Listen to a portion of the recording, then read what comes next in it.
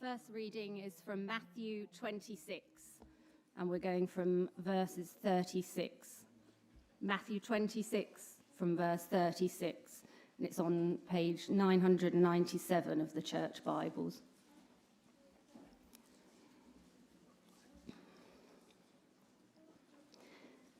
Then Jesus went with his disciples to a place called Gethsemane, and he said to them, "Sit here while I go over there and pray."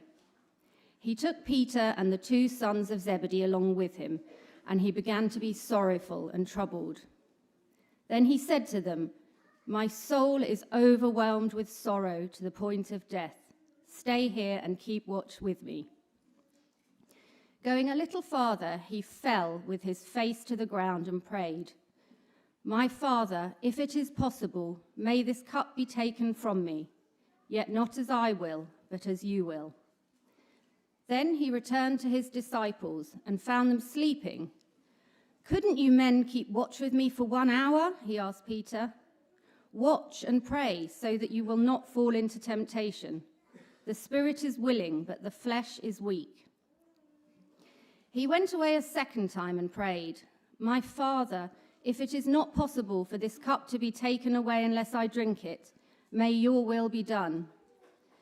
When he came back, he again found them sleeping because their eyes were heavy. So he left them and went away once more and prayed the 3rd time, saying the same thing. Then he returned to the disciples and said to them, "Are you still sleeping and resting? Look, the hour has come, and the Son of Man is delivered into the hands of sinners. Rise, let us go. Here comes my betrayer." While he was still speaking, Judas, one of the 12, arrived. With him was a large crowd armed with swords and clubs, sent from the chief priests and the elders of the people. Now the betrayer had arranged a signal with them. "The one I kiss is the man. Arrest him." Going at once to Jesus, Judas said, "Greetings, Rabbi," and kissed him. Jesus replied, "Do what you came for, friend." Then the men stepped forward, seized Jesus, and arrested him. With that, one of Jesus' companions reached for his sword, drew it out, and struck the servant of the high priest, cutting off his ear. "Put your sword back in its place," Jesus said to him, "for all who draw the sword will die by the sword. Do you think I cannot call on my Father, and he will at once put at my disposal more than 12 legions of angels? But how then would the scriptures be fulfilled that say it must happen in this way?" In that hour, Jesus said to the crowd, "Am I leading a rebellion that you have come out with swords and clubs to capture me? Every day I sat in the temple courts teaching, and you did not arrest me. But this has all taken place that the writings of the prophets might be fulfilled." Then all the disciples deserted him and fled.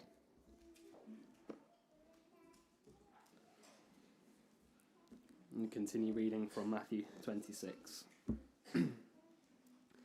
Those who had arrested Jesus took him to Caiaphas, the high priest, where the teachers of the law and the elders had assembled. But Peter followed him at a distance, right up to the courtyard of the high priest. He entered and sat down with the guards to see the outcome. The chief priests and the whole Sanhedrin were looking for false evidence against Jesus so they could put him to death. But they did not find any, though many false witnesses came forward. Finally, 2 came forward and declared, "This fellow said, 'I am able to destroy the temple of God and rebuild it in 3 days.'" Then the high priest stood up and said to Jesus, "Are you not going to answer? What is this testimony that these men are bringing against you?" But Jesus remained silent. The high priest said to him, "I charge you under oath by the living God, tell us if you are the Messiah, the Son of God." "You have said so," Jesus replied. "But I say to all of you, from now on you will see the Son of Man sitting at the right hand of the Mighty One and coming on the clouds of heaven." Then the high priest tore his clothes and said, "He has spoken blasphemy. Why do we need any more witnesses? Look, Now you have heard the blasphemy. What do you think?" "He is worthy of death," they answered. Then they spit in his face and struck him with their fists. Others slapped him and said, "Prophesy to us, Messiah, who hit you?" Now Peter was sitting out in the courtyard, and a servant girl came to him. "You also were with Jesus of Galilee," she said. But he denied it before them all. "I don't know what you're talking about," he said. Then he went out to the gateway, where another servant girl saw him and said to the people there, "This fellow was with Jesus of Nazareth." He denied it again with an oath. "I don't know the man." After a little while, those standing there went up to Peter and said, "Surely you are one of them. Your accent gives you away." Then he began to call down curses, and he swore to them, "I don't know the man." Immediately a rooster crowed. Then Peter remembered the word Jesus had spoken. "Before the rooster crows, you will disown me 3 times." And he went outside and wept bitterly.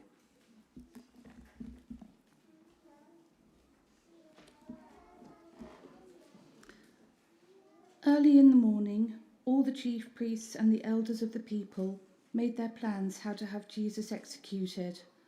So they bound him, led him away, and handed him over to Pilate the governor. When Judas, who had betrayed him, saw that Jesus was condemned, he was seized with remorse and returned the 30 pieces of silver to the chief priests and the elders. "I have sinned," he said, "for I have betrayed innocent blood." "What is that to us?" they replied. "That's your responsibility." So Judas threw the money into the temple and left. Then he went away and hanged himself. The chief priest picked up the coins and said, "It is against the law to put this into the treasury, since it is blood money." So they decided to use the money to buy the potter's field as a burial place for foreigners.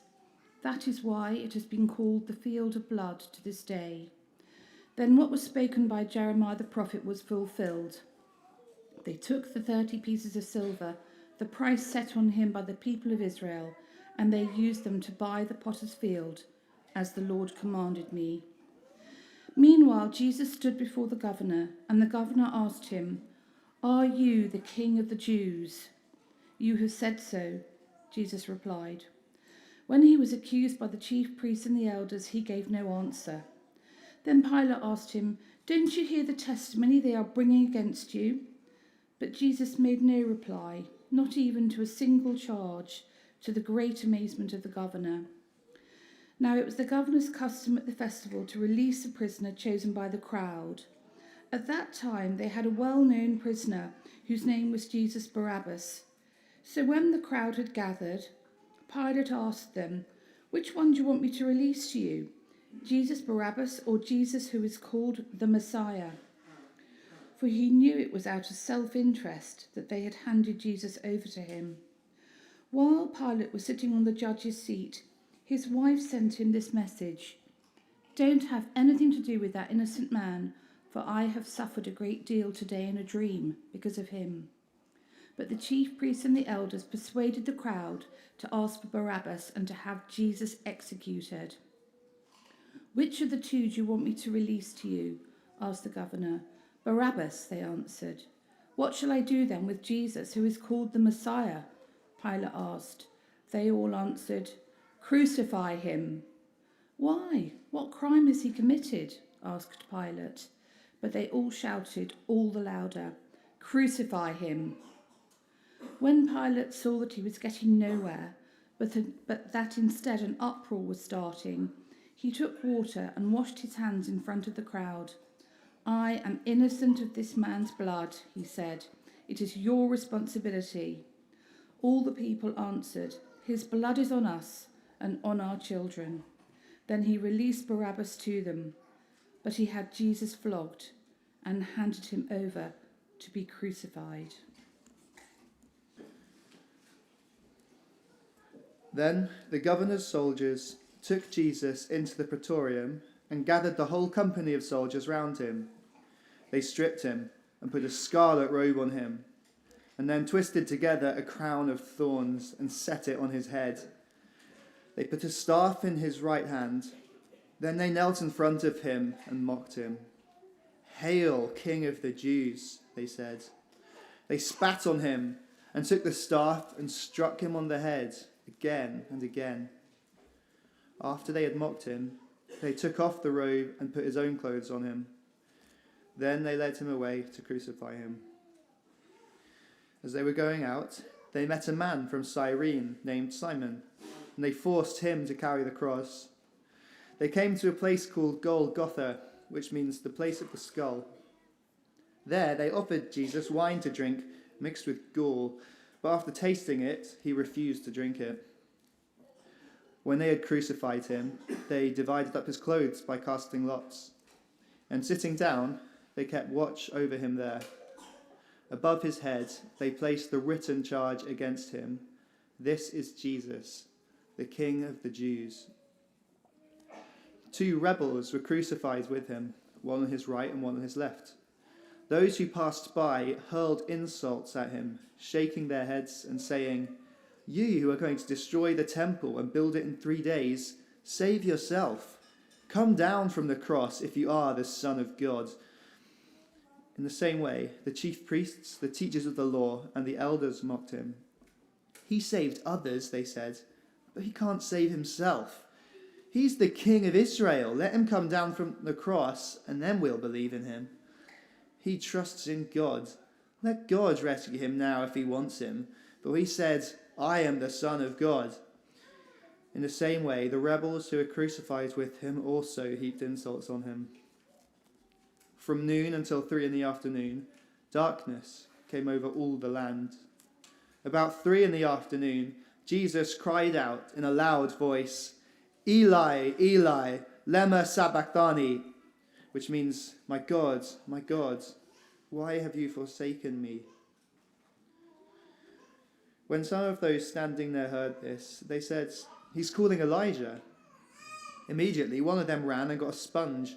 He filled it with wine vinegar, put it on a staff, and offered it to Jesus to drink. The rest said, "Now leave him alone. Let's see if Elijah comes to save him." And when Jesus had cried out again in a loud voice, he gave up his spirit. At that moment, the curtain of the temple was torn in two, from top to bottom. The earth shook, the rocks split, and the tombs broke open. The bodies of many holy people who had died were raised to life. They came out of the tombs after Jesus' resurrection and went into the holy city and appeared to many people. When the centurion and those with him who were guarding Jesus saw the earthquake and all that had happened, they were terrified and exclaimed, "Surely he was the Son of God." Many women were there, watching from a distance. They had followed Jesus from Galilee to care for his needs. Among them were Mary Magdalene, Mary the mother of James and Joseph, and Mary the mother of Zebedee's sons.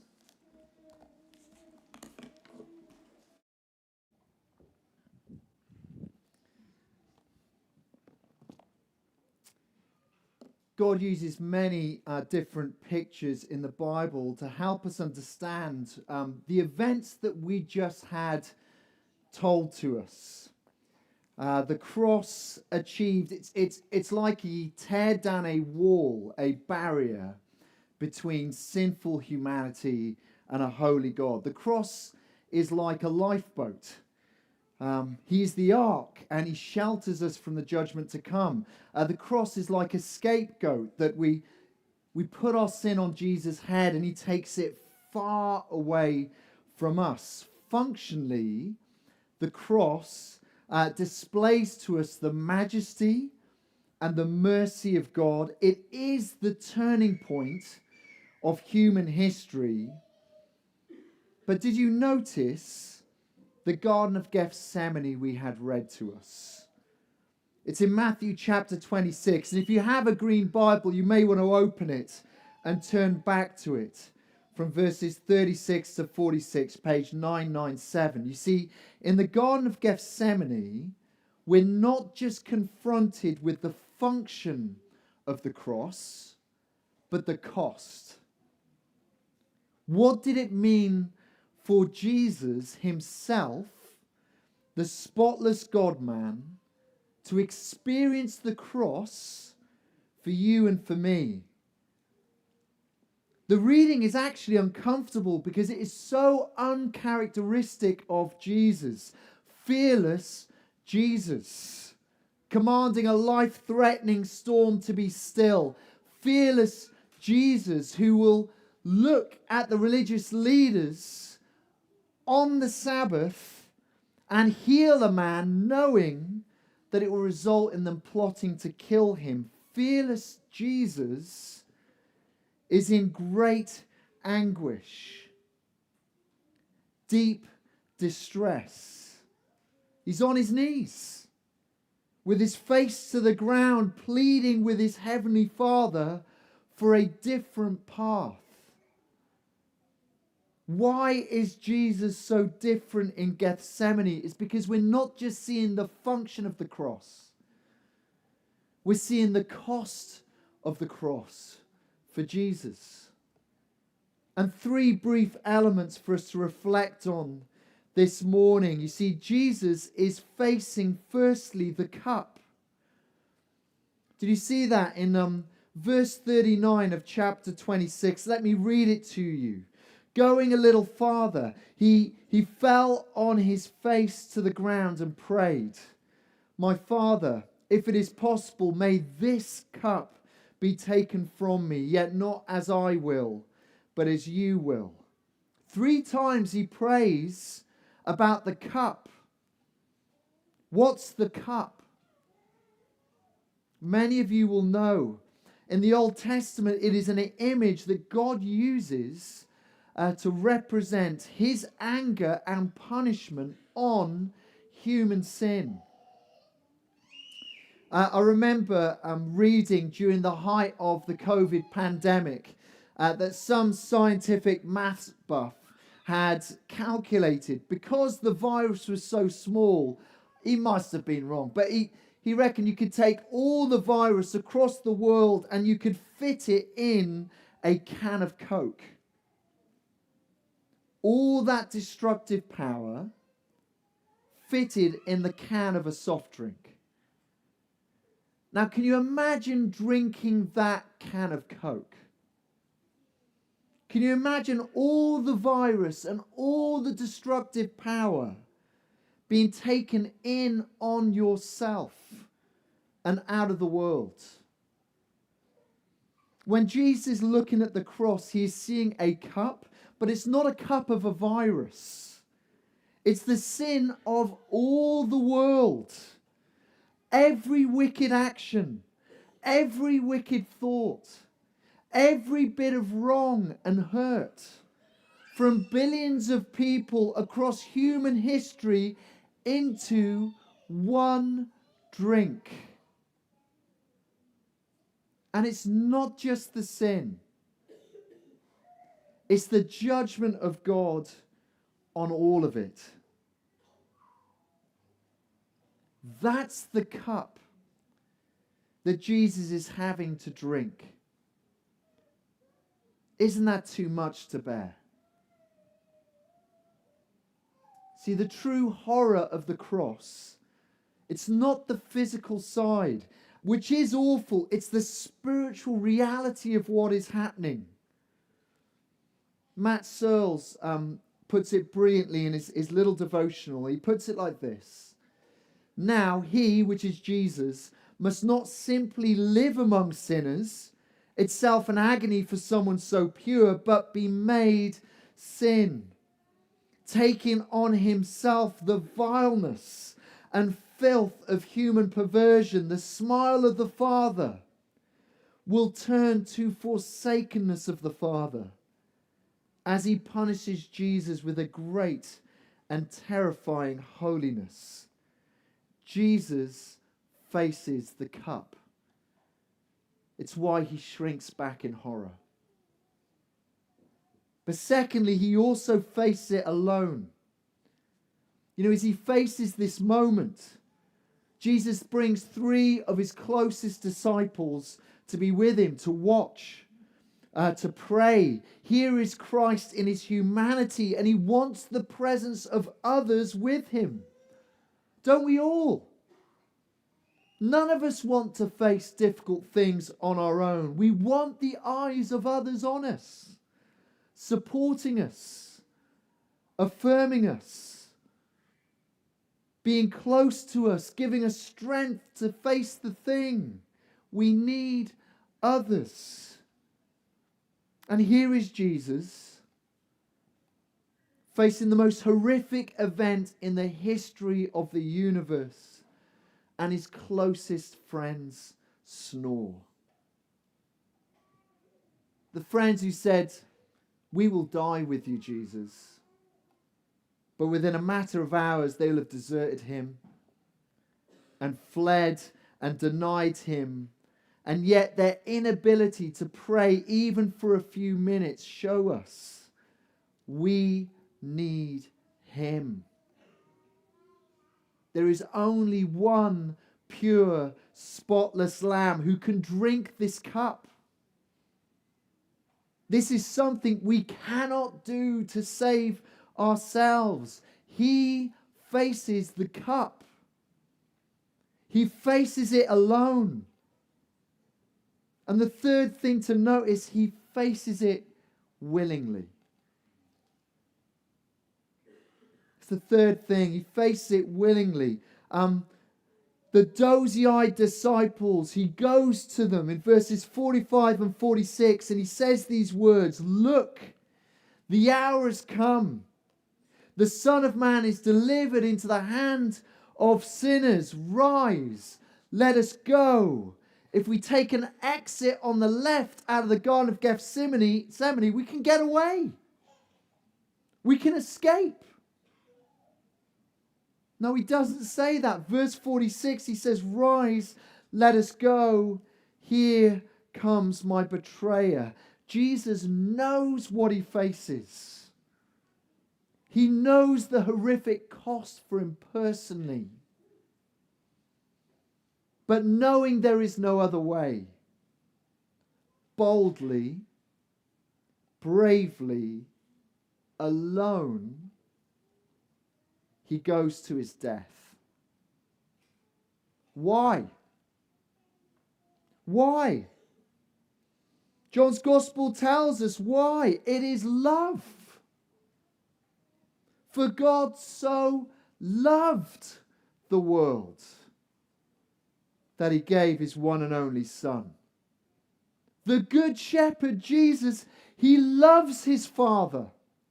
He loves his people, and he willingly lays his life down for his sheep. Sheep who are sleepy. Sheep who are broken. Sheep who are rebellious. Sheep who are undeserving. Sheep whose spirits are willing, but bodies are weak. Sheep like you. Sheep like me. He drinks the cup for you. There's no other way to be right with God and avoid the judgment and hell we deserve. He drinks the cup for you. And some of us need to take the first step and trust him as our Saviour and King and friend. Some of us will be sheep this morning who are feeling shaky and have been failures. And we think, how can we come close to him after we've done that again? He knows. He knows what you were like. He knows what you are like. And he still went willingly for you. All of us need assurance. And we need to know he drunk the judgment of God down to its dregs. There is absolutely no condemnation left for those who are in Christ Jesus. He faced the cup. He faced it alone. He faced it willingly. Here he is, weak, in such pain, so scared, so alone, and yet he does it all for us. This is our God. May God bless his word.